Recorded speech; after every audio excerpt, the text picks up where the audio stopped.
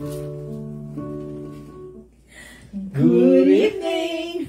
Welcome! This is your show. This is your life, AGT, Anything Goes Topic, Season 7. Episode 71. And today is September 16, 2025. And it's a Bible Tuesday na. Hey, kumusta po kayo? Medyo na-late po kami ng konti. Pasensya na ha. May mga importanteng bagay lang kasi na inasikaso. Yes, pasensya na po. Good evening po sa inyo. Good evening, Tata Bird. Good evening, Dinje. Kamusta po, Tata Bird? Oo, nagbibilang na at malapit ang exactly 100 days before Christmas. Yes. Ano, bilis naman. Ba't naman po ganun kabilis? Dumadaan lang ang mga araw. Nako. Talaga yan. Saya-saya. Napit na Pasko. Ayan. Kamusta po, Tata Bird, ang mga ganap? Yun nga, what's hugging the headlines ngayon sa mga pahayagan, sa mga bali-balita niyan, yung darating na rally sa Sunday, September 21. Ay, Sunday po ba yun? I'm hoping na magiging peaceful naman yan, tahimik. They are just trying to air yung grievances nila regarding sa mga nangyayari ngayon sa ating bansa. Sana nga, yun po, please, to be honest, ako excited ako, pero concerned din ako kasi yun nga, hindi natin kasi masabi yun kung ano klase. Parang gusto kong pumunta na parang ayaw ko eh. Titignan ko na lang kung paano yan. Noon sa EDSA, doon ako, isang beses na ako umatin eh. Yung una, Tata Bird? Hindi naman, hindi ko malaman kung... Pero yung kay Cory po? Hindi, yung una nga. Yung una nga yun. Kakatawa na. Ako, Tata Bird, nandun ako, syempre wala ko nung una kasi di ba pinanganak. Nandun po ako sa pangalawa, yung kay Era. Sabi ko, naka-black shirt pa kang. Very interested po ako sa politics nung panahon na yun. And yun, ano pang interesting, Tata Bird? Wala naman ako masyadong nakita, pero syempre, yung ating silver lining na tinatawag, si Alex, na nasa number 55 na siya, ranking niya sa WTA. Congrats, Alex! Naku, matutuwa yung kapatid mong si Tony. Ay, ibang Alex ba? Alex, uy! Alex Torres, kamusta na po kayo? Pero nakakatuwa, kahit may mga ganyan, pa rin, bilang Pilipino, nakaka-proud pa rin dahil nagpa-progress po tayo sa sports. Sige po, ano pa, Tata Bird? Meron isang sport na kung tawagin, futsal, no? Isang variant daw ito ng football. No? Magkakaroon ng, kumbaga sa umpisang labanan nito dito sa ating bansa. Kaya may itong petsa na ito na nakalagay dito. Within this year, no? On November 21 to December 7. Una yan, first edition ng niyan. Labanan na ito. Futsal. Futsal, F-U-T-S-A-L. Yes, tama. Yan, tama. Futsal ba? Futsal or something. Futsal, Futsal, yan.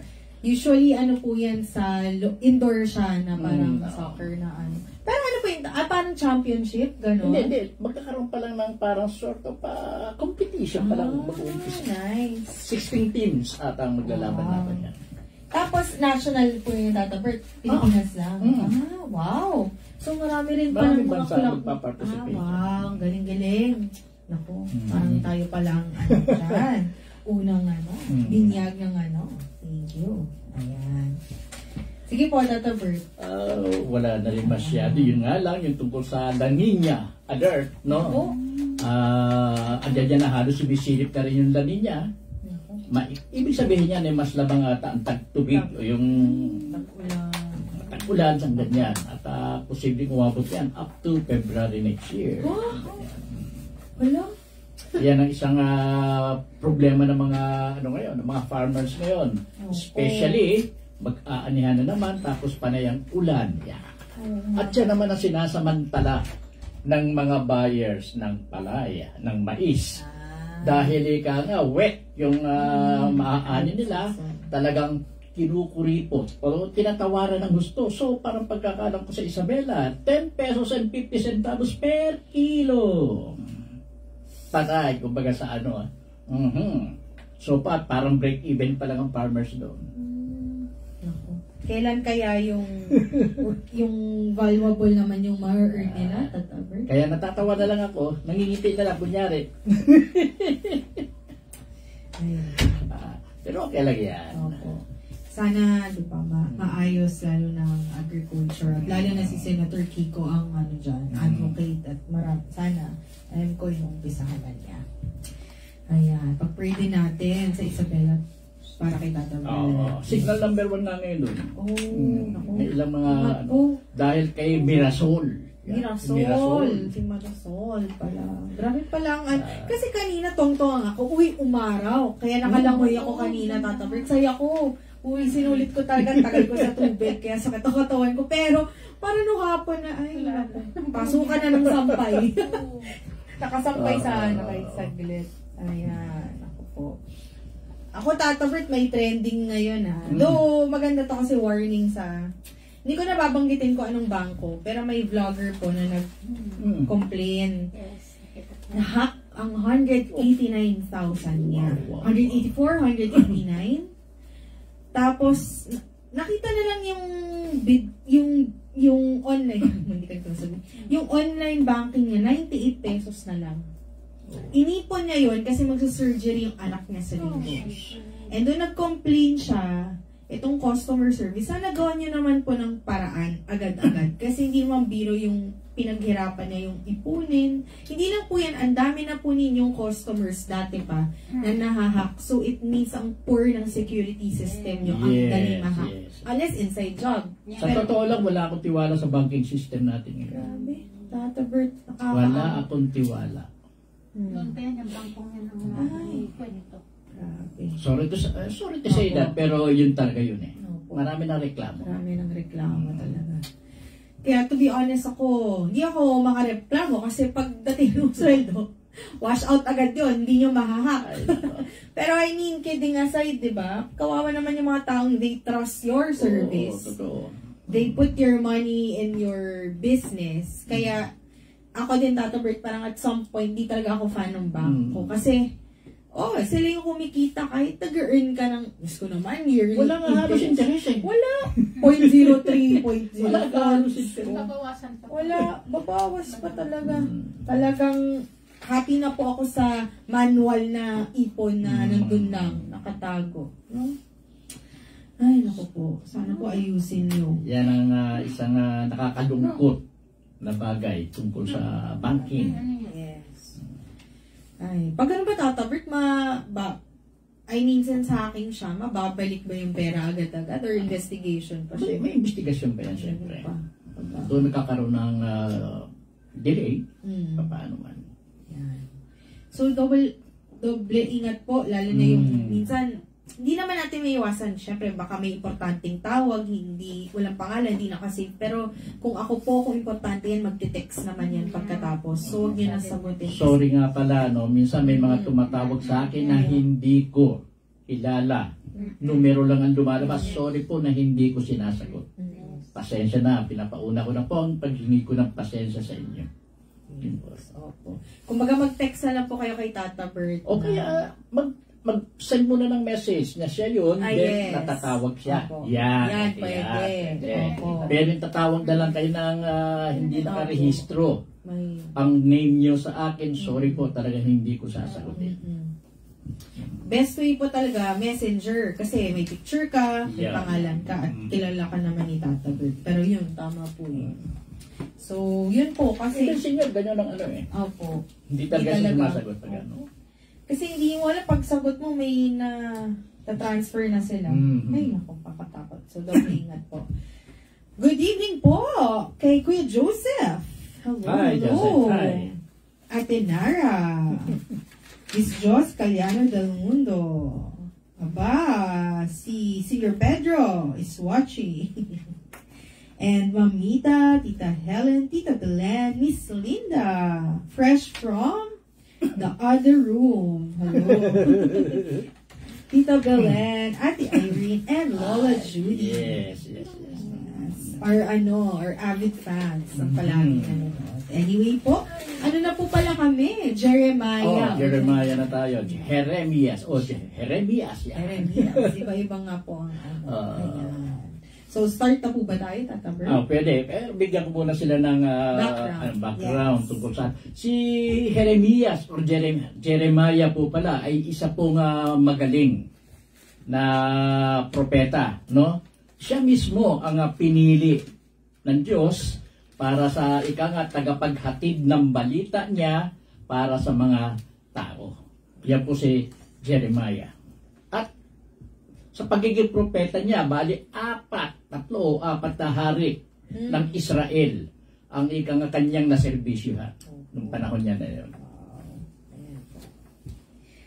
Thank you, Tata Bert, sa pag-summarize. Ayan. Pagbasa mula sa libro ni Jeremiah o ni Jeremias, chapter 3. Ang taksil na Israel. Sinabi ni Yahweh, kapag ang isang babae ay pinalayas at hiniwalayan ng kanyang asawa at siya'y mag-asawa ng ibang lalaki, hindi na siya dapat tatanggapin ng unang asawa. Ang ganito'y magpaparumi sa lupain. Subalit ikaw, Israel, kay rami mong kinasama at ngayon ibig mong magbalik sa akin. Tumingin ka sa tuktok ng mga burol. May lugar ba roong hindi mo dinungisan ang iyong kahalayan? Para kang babaeng nagbebenta ng sarili na naghihintay ng manliligaw sa mga tabing daan. Tulad mo'y Arabong nag-aabang ng biktima sa ilang. Dahil sa mahalin mong pamumuhay, ang lupain ay nadungisan. Para kang babaeng bayaran, wala ka ng kahihiyan. Dahil dito'y pinigil ko ang ulan at hindi pumatak kahit sa panahon ng tagsibol. At ngayon sinasabi mo, ako ang iyong ama na umiibig sa iyo mula pa sa pagkabata. At hindi magtatagal ang galit sa iyo. Ito'y pansamantala lamang. Iyan ang sinasabi mo, Israel. Ngunit ang iyong ginagawa ay pawang kasamaan. Dito sa verses na ito, no? Verse 3 o chapter 3. Dito, yung Israel, parang babae, itinuring na babae o asawa ang inihalin tulad ni Yahweh rito, no? Dito nga, babae, kapag ang isang babae ay pinalayas at hiniwalayan ng kanyang asawa at siya ay mag-asawa ng ibang lalaki, hindi na siya dapat tatanggapin ng unang asawa. Inihalin tulad ni Yahweh ang Israel sa isang ganitong uri ng babae. Ang ganito'y magpaparumi sa lupain. Bakit kanya magpaparumi? Yun nga po kasi yung Israel noon, humiwalay kay Yahweh. No? Kumuha o gumawa sila ng mga ribulto at ginawa nila at sinamba nila Diyos-Diyosan. Ganon ang paglayo nila na ginawa kay Yahweh. Subalit ikaw, Israel, kay rami mong kinasama at ngayon ibig mong magbalik sa akin. Ganon na naman. Siguro nakita nila na talagang wala na silang pinapatunguhan. At yun, iniisip nilang magbalik loob kay Yahweh. Tumingin ka sa tuktok ng mga burol. May lugar ba roong hindi mo dinungisan ng iyong kahalayan? Yun, kaya po, tuktok ng burol, karamihan kasi sa mga Diyos-Diyosan, doon ginagawa ng dambana o ng templo ng mga taga-Israel noon. Doon, kaya ganyan ang sinabi sa tuktok ng burol. May lugar ba roong hindi mo dinungisan ng iyong kahalayan?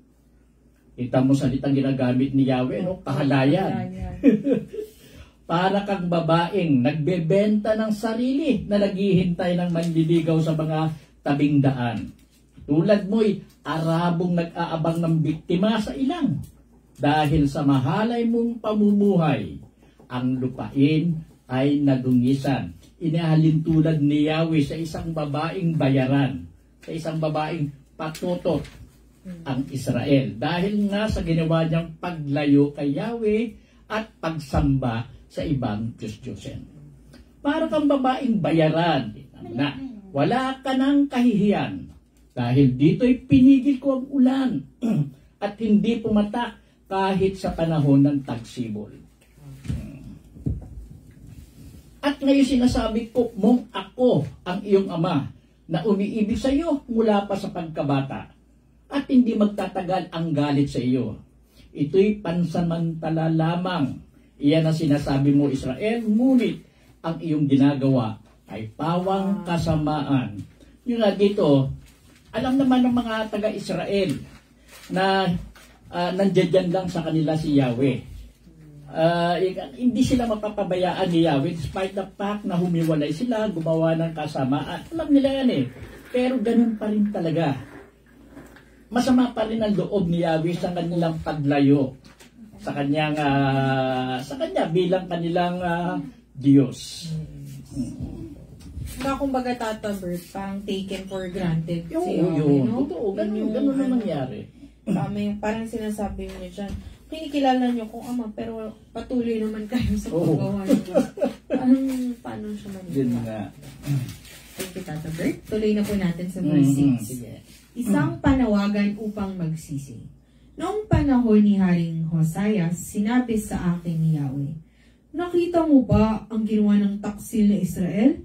Umaakyat siya sa bawat burol at nakikipagtalik sa lilim ng mayayabong na punong kahoy. Akala ko'y babalik siya sa akin matapos gawin iyon. Ngunit hindi. At sa halip ay nakita pa ito ng kapatid niyang taksil na si Juda. Nakita rin ng Juda ng pinalayas at hiwalayan ko ang Israel dahil sa pagtataksil sa akin at pagiging masamang babae. Ngunit hindi man lamang natakot ang taksil ding Juda. Naging masama rin siyang babae. Ito'y hindi niya ikanahiya. Bagkus ay dinumihan ang lupain ng mga lunyasya sa pamamagitan ng pagsamba sa mga bato at punong kahoy. At pagkatapos ng lahat ng ito, nagkunwari ang taksil na Juda na bumabalik sa akin. Ngunit ito'y hindi taos sa kanyang puso. Akong si Yahweh ang nagsasabi nito. Sige yan ang munang anuhin natin, no? Yung, verse 6 to 10. Napakaganda ng ano rito, no? Panahon ito ni Haring Hoseas, Sinabi ni Yahweh, nakita mo ba ang ginawa ng taksil na Israel? Umaakyat siya sa bawat burol at nakikipagtalik sa lilim ng mayayabong na punong kahoy. Doon kasi ginagawa talaga yung mga ritual. Sa itaas ng burol, sa itaas ng bundok, doon nagtatayo ng Diyos-Diyosan yung mga taga-Israel. Akala ko'y babalik siya sa akin matapos gawain iyon, ngunit hindi. At sa halip ay nakita pa ito ng kapatid niyang taksil na si Juda o si Huda. So yung binabanggit kong isa kanina ay yung Northern Israel. Na una kasing nagtaksil yan kay Yahweh, unang humiwalay kay Yahweh at sumamba sa Diyos-Diyosan. Sumunod na lang dito ay yung Juda. Sumunod na lang dito ng Juda na ganun din ang nangyari. Naging masama ring babae ang Juda at dahil sumamba rin sa Diyos-Diyosan. Ito'y hindi niya ikinahiya, bagkus ay dinumihan ang lupain ng mga lunyasya sa mamamagitan ng pagsamba sa mga bato at punong kahoy. Ganon din ang ginawa ng Juda. Sumamba rin sila sa mga ginawang inukit o hinubog na kahoy at bato. Ginawa itong Diyos-Diyusan din ng mga taga-Juda. At pagkatapos ng lahat na ito, nagkunwari ang taksil na Juda na bumabalik sa akin. Ngunit ito'y hindi tao sa kanyang puso.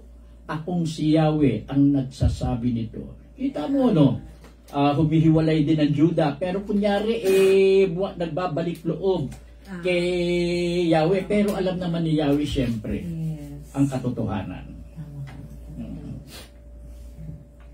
Thank you po, Father Bert. Tuloy po natin verse 11. Pagkatapos, sinabi sa akin ni Yahweh na kahit tumalikod sa kanya ang Israel, ito'y hindi kasing sama ng taksil na Juda. Inutusan niya akong magpunta sa Hilaga at sabihin sa Israel, malumbalik ka, taksil na Israel. Hindi na kita kagagalitan sapagkat ako'y mahabagin. Hindi habang panahon ang galit ko sa iyo. Aminin mo lamang na nagkasala ka at naghimagsik laban kay Yahweh na inyong Diyos. Sabihin mo na sa ilalim ng bawat punong kahoy ay nakiapid ka sa kahit sinong Diyos at hindi ka sumunod sa aking mga utos. Yeah, dito naman sa verse na ito, inutusan si Jeremiah na pumunta sa Israel. At dito nga sinabi na magbalik loob kay Yahweh. Dahil hindi naman masyadong kasing sama sila katulad ng Judah. Inutusan silang magbalik loob kay Yahweh at muling sumamba roon para yung galit ni Yahweh ay mapayapa. Ay, dito na. Dyan na. Verse 14. Magbalik kayo sa akin, kayong mga taksil na anak, sapagkat ako ang inyong Panginoon, sinabi pa ni Yahweh. Kukuha ako sa inyo ng isa sa bawat bayan at dalawa sa bawat angkan at ibabalik ko kayo sa bundok ng Zion. Bibigyan ko kayo ng mga pinunong sumusunod sa akin at pamamahalaan nila kayo ng buong katalinuhan at pagkaunawa. At kung dumami na kayo sa lupaing iyon, hindi na pag-uusapan ng mga tao ang tungkol sa kaban ng tipan ni Yahweh. Hindi na nila ito iisipin o aalalahanin.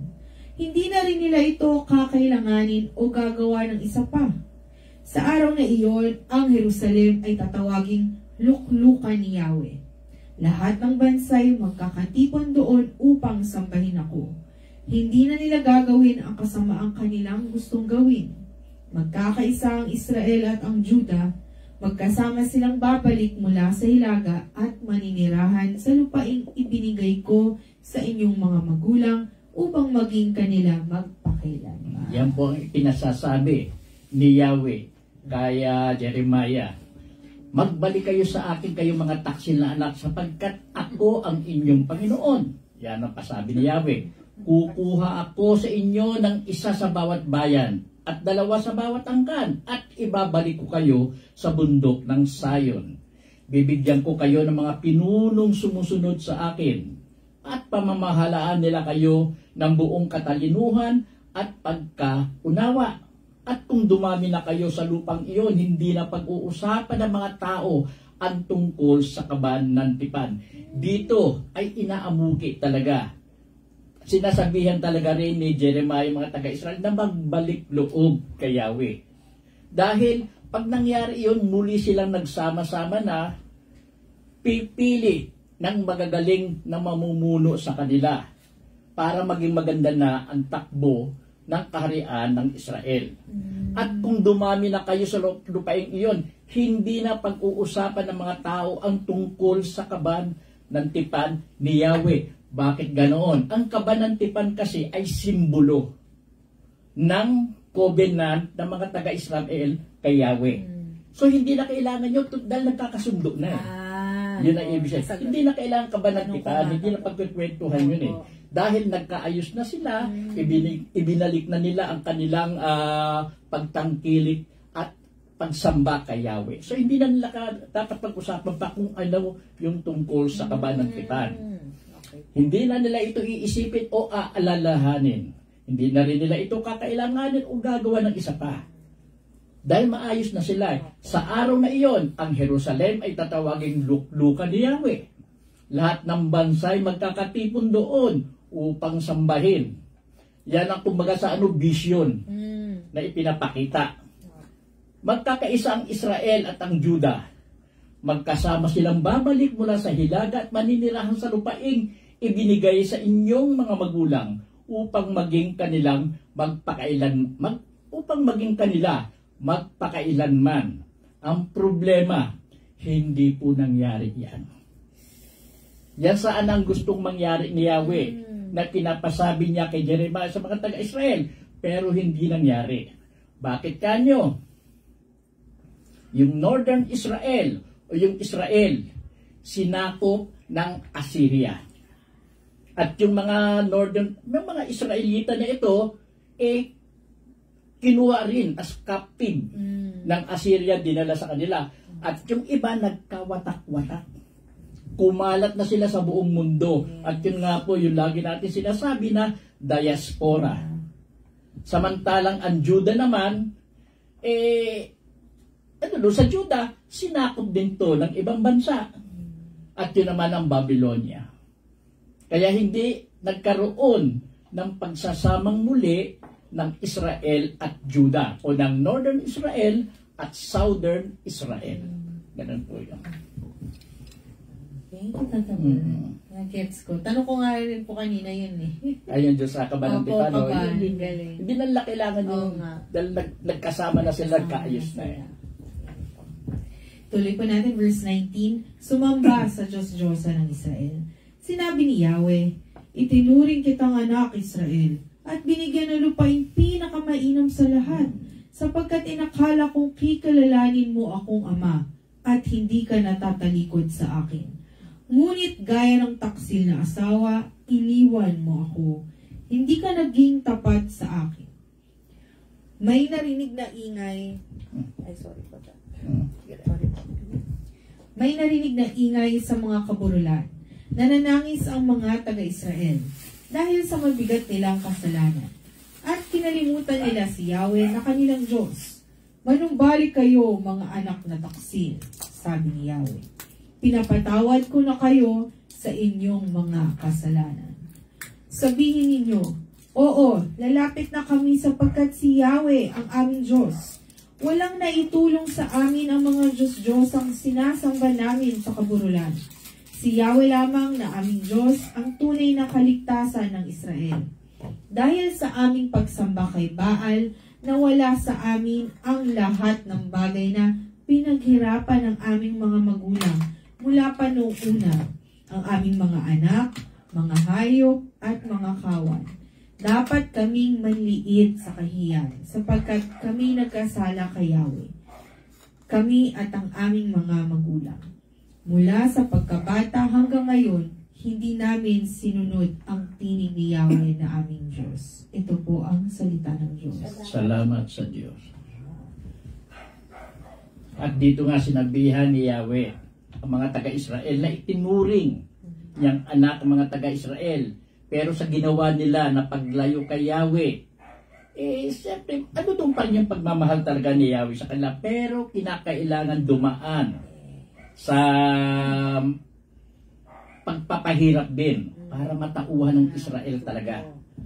Kinakailangan para matauhan ng Israel. May narinig na ingay sa mga kaburulan, nananangay sa mga taga-Israel dahil sa mabigat nilang kasalanan. Totoo naman. At kinalimutan nila si Yahweh na kanilang Diyos. Manumbalik kayo mga anak na taksil, sabi ni Yahweh. Pinapatawad ko na kayo sa inyong mga kasalanan. Sabihin ninyo, oo, lalapit na kami sapagkat si Yahweh ang aming Diyos. Walang naitulong sa amin ang mga Diyos-Diyosang sinasamba namin sa kaburulan. Si Yahweh lamang ang aming Diyos, ang tunay na kaligtasan ng Israel. Dahil sa aming pagsamba kay Baal, nawala sa amin ang lahat ng bagay na pinaghirapan ng aming mga magulang. Mula pa noong una, ang aming mga anak, mga hayop at mga kawan. Dapat kaming manliit sa kahihiyan sapagkat kami nagkasala kay Yahweh. Kami at ang aming mga magulang mula sa pagkabata hanggang ngayon, hindi na sinunod ang tinig ni Yahweh na aming Diyos. Yan po ang nangyari talaga sa Israel. So, kumbaga Tatabert dito, pinapasabi ni Jeremiah na sabihin ito ng mga Israelita. Kumbaga na magsisi kayo. Magsisi. Kailangan kasi kinakailangan, hindi yung basta ano lang, kinakailangan magsisi sila. Then, magbalik loob talaga kay Israel pagkatapos ng ganyan. Kinakailangan na humingi sila ng tawad. Hindi yung basta ano lang Kahit na ano naman pagka may awayan or tampuhan, kilalanin nung may mali na nagkamali siya. Magsabi siya doon sa tao mismo nakagawa siya ng kasalanan. Humingi siya ng tawad doon bago magkaroon ng kapatawaran. Hindi basta sinasabi na, sorry, patawad. Hindi pwedeng ganun lang. Gawain mo muna na hindi ka na uulit, na hindi na ganun. Bago magkaroon ng kapatawaran. Yun. Thank you po, Tatabert. Ayan. Sa chapter 4. Isang panawagan upang magsisi. Ayan na. Ganito ang sabi ni Yahweh. Mga taga-Israel, kung kayo'y manunumbalik at lalapit kayo sa akin, kung inyong tatalikuran ang mga Diyos-Diyosan at mananatili kayong tapat sa akin, magiging totoo at makatuwiran ang inyong panunumpa sa aking pangalan. Dahil dito'y hihilingin ng lahat ng bansa na sila'y aking pagpalain at pupurihin naman nila ako. Ito maganda itong ano nito. Yeah. Dito, katulad na sinasabi ko po kanina, no? Pag nakagawa ka ng kasalanan o nagkakaroon ng kaguluhan dahil sa ginawa mo, humingi ka ng tawad. Pag humingi ka ng tawad, hihingi ka ng tawad kung kanino ka nakagawa ng pagkakamali. Katulad dito, kay Yahweh, hingi ka ng tawad. Then, totoong gawain mo yung pagbabago. Kailangan ganun eh. Hindi yung pwede na basta-basta na lang ganun. Sorry, pag ganun. Hindi ganun eh. Parang hindi ka sincere sa ganung ano eh. Para maging maayos kung ano man yung gulo na nangyayari, kailangan pag-usapan ninyo. Kailangan pag-usapan ninyo. Para ma-iron out kung ano yung root cause ng problema dito sa Israel. Ang talagang inis na inis sa kanila, si Yahweh, yung Diyos-Diyosan. Ang parang insulto eh. Pero yung Diyos-Diyosan na ginagawa nila, hinubog lang nila sa bato o inukit lang nila sa kahoy, tapos dinidiyos na nila. At alam din nila na na wala namang nagagawa sa kanila. Ang ganda nga nung may istoryang ganyan eh. Yung kay Abraham. May kwento ko na lang, no? Sige. Natuwa ako nung malaman ko istorya kay Abraham. Yung parents ni Abraham, yung tatay niya si Tera, isang pare. Si Tera at yung pamilya ni Abraham, hindi sumasamba kay Yahweh. Diyos-Diyosan. Ayaw ni Abraham yun. Ayaw. Ang isa pa, hindi lang pare yung tatay niya na si Tera, umuukit din ng mga santo-santo ng Diyos-Diyosan at ibinebenta. Anong mga inuukit niya? Anong hugis? Ayun, basta hugis na kung ano man nasa bato, tao. Bato or ano, ganun, kahoy. Tapos sasambahin nila. Nainis si Abraham, ayaw niya ng ganun eh. Si Abraham kasi naniniwala sa isang God eh. Si kay Yahweh. Ang ginawa niya, sinira niya, binasag niya yung mga, dinestroy niya yung mga, na yun. Yung ginawa ng tatay niya, yung mga Diyos-Diyosan. Habang wala yung tatay niya. May natira ni isang malaki. Yung ginamit niyang martilyo, inilagay niya doon sa kamay ng malaking Diyos-Diyosan. Dumating ngayon ang tatay niya si Tera. Ano nangyari? Bakit ganyan? Yan yung ginawa niyong yan ang nabasag doon sa mga At sabi na, ang ganda ng sagot ng tatay niya. Ano po? Paano mawawasok ng ganyan yan? Kahoy lang yan. Yun lang nga. Huli. Huli ngayon. Nahuli yung tatay niya. Sabi na, alam mo palang tao at walang nagagawa. Bakit sinasamba mo? Mula doon nagbago yung tatay niya. Sumama na kay Abraham. At doon na uso yung monotheism. Pagsamba sa isang Diyos. Ang ganda kaya naisingit ko yung istorya. Ganda tuwa ko eh. Tsaka hindi ko alam may backstory po palang gano'n. Meron. At talino ni Abraham. May mga na-encounter ako na nakakatuwa eh. Ay, ito yung naisishare ko po sa inyo, no? Talino. Ang ganda. Galing. Yun ang isang magandang istorya tungkol dito sa Diyos-Diyosan na ito. Akala ko yun ang kung paano nag-umpisa si Thor. Dahil may martilyo mas. Yun pala. Kaya natuwa sa kanya si Yahweh. Kaya natuwa kay Abraham si Yahweh. Di ba? Napaamin niya. Katalino. Yung martilyo nilagay dun sa kamay ng malaki. Ay, yung binasa. Paano mawasakin niya yung kahoy yan? Ayun. Napaamin yung tatay niya. Yun. Wala naman pa kahoy. Wala nang nagagawa. Ba't sinasamban niyo? Sabi ni Abraham. Natauhan yung tatay niya. Mula nung nagbago ng tatay niya, nabubuhay. Sabi ko si Lord, isang tao lang ang mahaya mo na maniwala kayo. Yes. Ayun. Totoo po. Pamilya. Kaya pala siya pinili. Kaya ang galing. Alam bakit siya ang pinili. Yan. At nakinili sa ni Yahweh. Very good. Very good. Thank you, Tata Bert, for sharing that. May ko na ano. Oo nga po, ngayon ko lang narinig. Natuwaga ako dyan, na-encounter ko yung story. Well, okay ah. Kulit din ni Abraham. Ayan. Tuloy po tayo sa verse 3. Ganito naman ang sabi ni Yahweh sa mga taga-Juda at sa mga naninirahan sa Jerusalem. Bungkalin ninyong muli ang napabayaang lupa. Huwag ninyong ihasik ang binhi sa gitna ng dawagan. Tuparin ninyo ang inyong pangako sa akin at italaga ang inyong buhay sa paglilingkod. Kung hindi, sisiklab ang aking puot dahil sa inyong mga nagawang kasamaan. Ayan, dito. Talagang medyo galit na si, si Yahweh eh. Ito. Kausap na niya yung taga-Juda na naninirahan sa Jerusalem. Bungkalin ninyo ang napabayaang lupa. Ibig sabihin, bungkalin na pabayaang lupa, yung dati nilang pagtangkili kay Yahweh yan. Bungkalin ninyo yan. Huwag ninyong ihasik ang binhi sa gitna ng dawagan. Huwag ninyong ihasik yung inyong paniniwala na yan o yung inyong magagandang gina sa basta-basta na lang. Bungkaling muli ko, ibalik ang kanilang pagmamahal kay Yahweh. Tuparin ninyo ang inyong pangako sa akin at italaga ang inyong buhay sa paglilingkod.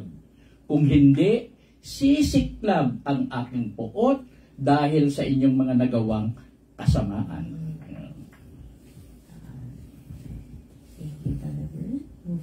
Verse 5. Binantaang sakupin ang Juda. Hipa ng trompeta sa buong lupain. Isigaw ng malinaw at malakas. Mga taga-Juda at taga-Jerusalem, magsipasok kayo sa inyong mga kublihang lungsod. Ituro ang daang patungo sa Zion. Magtago na kayo at huwag magpaliban. Mula sa hilagay magpapadala si Yahweh ng lagim at pagkawasak. Parang layong lumitaw ang magwawasak ng mga bansa. Lumakad na siya upang wasakin ang Juda. Ang mga lungsod nito'y duduruging lahat at wala nang maninirahan doon. Magsuot kayo ng damit na panluksa. Lumuha kayo at manangis sapagkat ang puot ni Yahweh sa Juda'y hindi makakalimutan. Okay lang po. Baka ano po talaga ang... Baka minsan sa mics na po. Ang sabi ni Yahweh, sa araw na iyon, masisiraan ng loob at matatakot ang mga hari at mga pinuno. Ang mga pari ay masisindak at magugulat ang mga propeta. Pagkatapos ay sinabi ko, Panginoong Yahweh, ilinlang ninyo ang mga taga-Jerusalem. Sinabi ninyong iiral ang kapayapaan, ngunit ngayon, isang tabak ang nakaamba sa kanila. Sa panahong iyon ay sasabihin sa mga taga-Jerusalem, umiihip mula sa disyerto ang nakakapasong hangin patungo sa kaawa-awa kong bayan. Hindi upang linisin silang tulad ng trigo kung pinahahanginan. Mas malakas ang hanging aking padala upang hampasin ang bayan ko. Ako, si Yahweh, ang nagpaparusa ngayon sa kanila. Yan, balik lang po tayo sa verse 5. Hipa ng trumpeta sa buong lupain, isigaw ng malinaw at malakas. Mga taga-Hudyo, Juda at taga-Jerusalem, magsipasok kayo sa inyong mga kublihang lungsod. Dito kasi nagkakaroon na ng balibalita na may darating ng isang napakalakas na puwersa na sasakop sa Juda. Ituro ang daang patungo sa Zion, magtago na kayo at huwag magpaliban. Mula sa hilagay magpapadala si Yahweh ng lagim at pagkawasa. Kita nyo, no? Dahil sa totoo lang, yung pagsugod sa Juda na ito, merong, parang sabihin na natin may basbas din ni Yahweh. Siya rin na may gawa eh. Hindi niya direktang ginawa yung pag-ano, pero may ginamit siyang isang bansa para subako sa Juda. Parang leong lumitaw ang magwawasak ng mga bansa.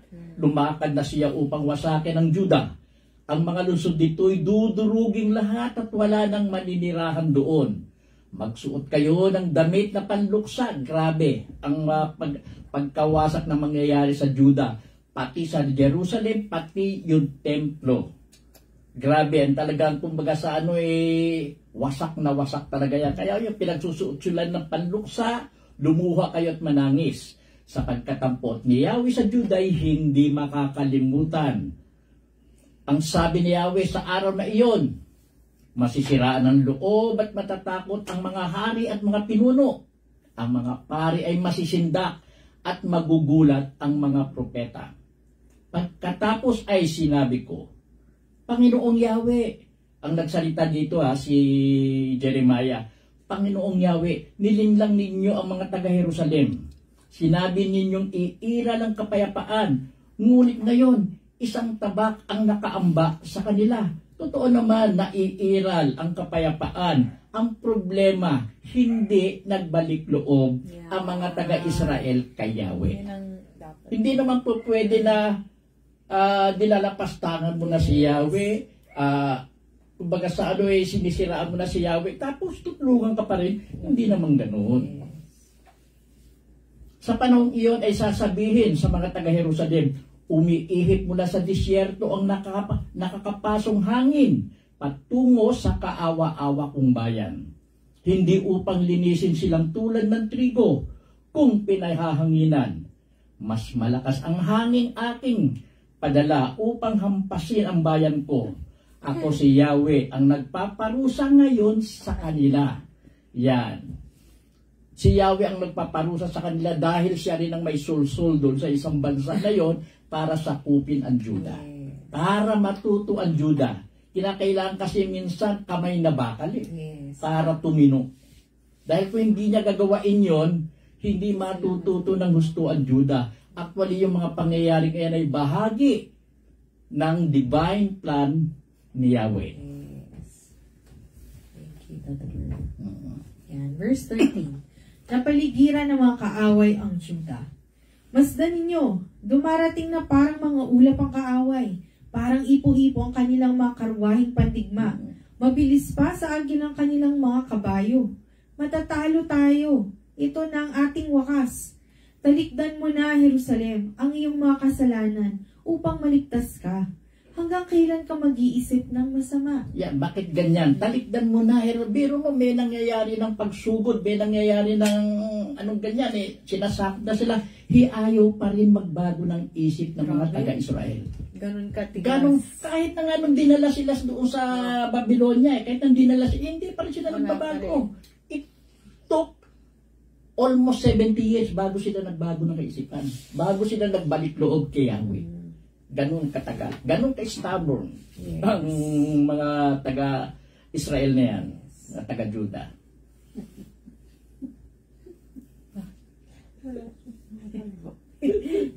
Dumating ang mga tagapagbalita mula sa Dan at sa kabundukan ng Ephraim. Dala ang malagim na balita upang bigyang babala ang mga bansa at sabihin sa mga taga-Jerusalem, dumarating na ang mga kaaway mula sa malayong lupain at sumisigaw ng pakikidigma laban sa malunsod ng Juda. Paliligiran nila ang Jerusalem, parang bukit na ligid ng mga bantay, sapagkat ang mga taga roon ay naghimagsik laban kay Yahweh. Ikaw na rin, Juda, ang dapat sisihin sa parusang darating sa iyo dahil sa iyong mga kasalanan.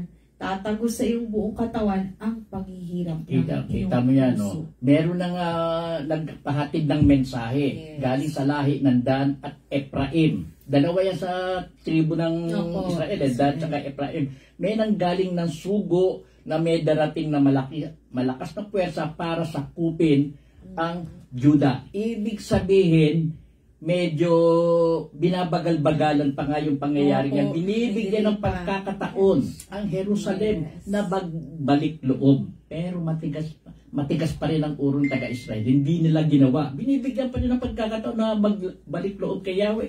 Hindi pa rin nila ginawa. Kaya church talaga si Yahweh doon, kailangan masakop sila. Verse 19, nagdadalamhati si Jeremias kaya sama ng loob ni Jeremias mga kababayan. Ang hapdi ay hindi ko halos matagalan. Kumakabog ang aking dibdib.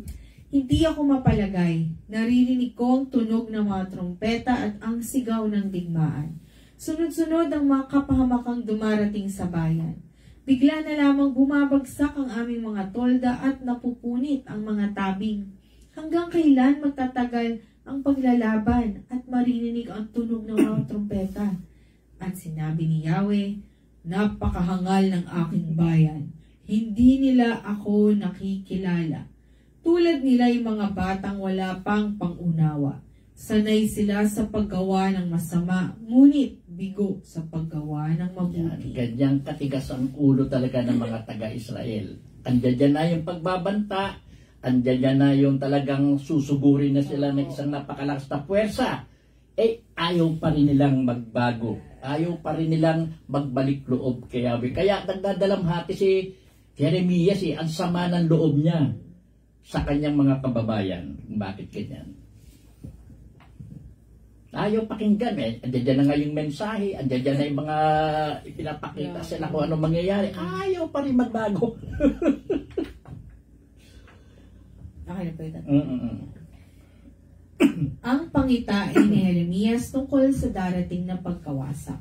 Verse 27. Pagkatapos ay tinignan ko ang daigdig, wala itong hugis o anumang kaanyuan, at sa langit ay walang anumang tanglaw. Tumingin ako sa mga bundok at mga burol.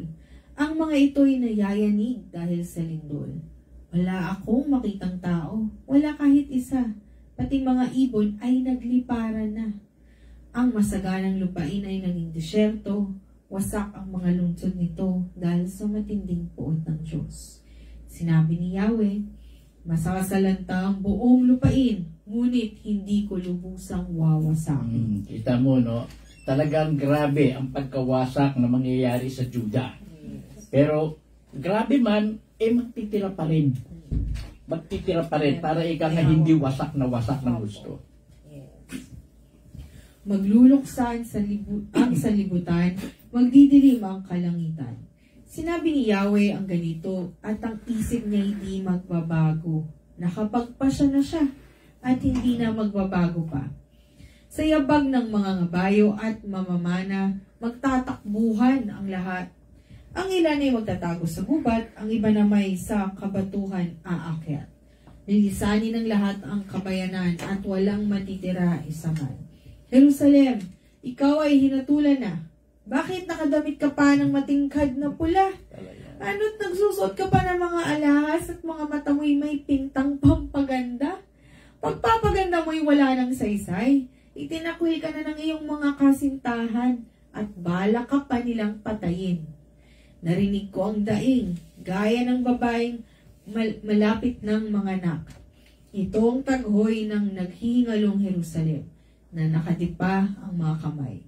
Ito na ang wakas ko, hayan na sila upang patayin ako. Ito po ang salita ng Diyos. Salamat sa Diyos. Well, yan naman talagang sabi ni Yahweh, wala na siyang magagawa. Kinakailangan ng mangyari ang dapat mangyari para magbago ang mga taga-Juda. Kinakailangan ayaw magbago. Binigyan na nga ng pagkakataon kahit andyan na, pasugod pa lang yung kalaban na, binigyan sila ng pagkakataon ni Yahweh na kahit na last minute, ipakita nila yung pagbabalik loob nila kay Yahweh, pero hindi nila ginawa. So, wala nang magagawa si Yahweh talaga. Kailangan pagdaanan nila yung hirap na yung malaking pagbabagong ito na hindi magandang pagbabago para sa Israel. Ay, napo, Tata Bert. Okay na. Mag-next pa ba tayo, Tata Bert? Ano oras ba? 8:27. Oo. Okay, pwede na Sige siguro po. Pwede pong sa next. Next week na lang. Opo. So, yun po. Thank you, Tata Bert, sa pag-explain sa akin po. Ang tindi po pala ng pagkatigas ng ulo po. Parang yung binasa po natin kay Isaias, matigas sa ulo nila. Pero itong kay Jeremias, na may talagay nasa harap mo na, hinangin na, pinuntahan ka na, winasa ka na, nagpaganda pa. Ang ano kasi si Isaias nung una, talagang hindi pa nangyayari, hindi pa wala pa masyado. Hindi pa masyado, hindi katulad ni Jeremias, mismo na-witnessan niya mismo ibinalitan na niya yung ano, tapos na-witnessan pa niya. Nakita niya parang ano talaga, ando doon siya. Yes. Ayun. Kasama nga yan siya na ano, dinala sa Babylonia. Kasama Kasama siya. Kasama siya. Captive. Captive siya. Ayun. So, sana po tayong lahat, kung yun nga parang napaka-basic yung pang araw-araw na lagi ko narinig, kahit kanino nagbibigay ng advice. Ano bang gusto mong mangyari? Dalawa lang yan. Gusto mo bang umayos ang buhay mo? Gawin mo lang maayos. Huwag kang magrereklamo kung ang buhay mo o mga problema mo ay dumadami o pabagsak ka. Dahil nasa sa'yo yan nasa tao pa rin yan, nasa mga desisyon mo. Sabi nga, di ba? Kung gusto mo tumigil magreklamo, gawin mo ng paraan. Kasi kung reklamo ka ng reklamo at hindi mo binabago kahit simpleng pattern na pang araw-araw mo, baka kunwari, araw-araw, ikay tamad gumising, tamad gumawa ng kahit anong sabihin natin, household chores.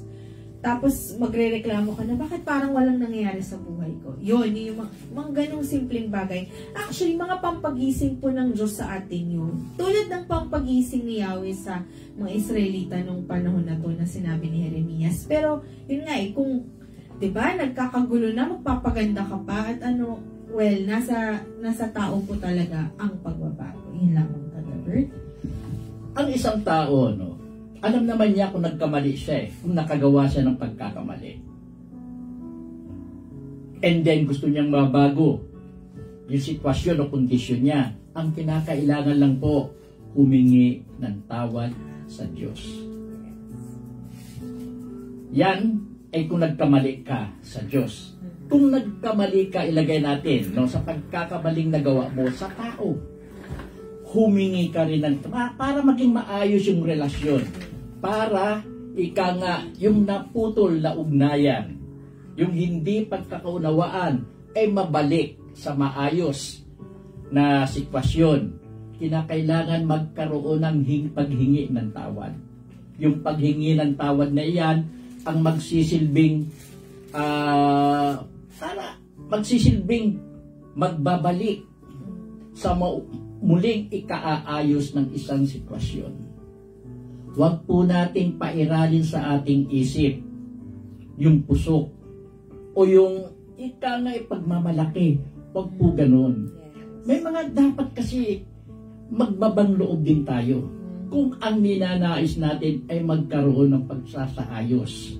Napakaganda nung yung nagkakaroon ng pagkakaunawa ng isa't isa. Yung nagkakaroon ng pag-ibig sa isa't isa. Alamin lang natin kung ano ang punot dulo ng pagkakaroon ng problema. And from there, magbanggitan, magpalitan ng salita na magaganda na para ikakaayos ng kung anumang problema na iyan. Napakaganda talaga na ang naputol na relasyon, naputol na pagkakaunawaan ay muling mababalik. Ganun lang po yun. Huwag po tayong magmamalaki, huwag po natin pairalin ang sama ng loob. Meron pong dahilan yan na dapat hilutin. Meron pong dahilan yan na dapat isaayos para muling magbalik ang pagmamahal sa isa't isa. Salamat po. Thank you, Tata Bert. At mamaya po may online prayer vigil po, 10 p.m. So mga gusto manood ng replay, dito na po sa Facebook, sa your Anthony Mevera Facebook page. At sa YouTube, meron din po kami Anthony Mevera-AGT. And bukas po, Tata Bert? Bukas, alas 8. Yung nobina po natin, nobina prayer sa pangunguna ni Tita Henry. Live po yun.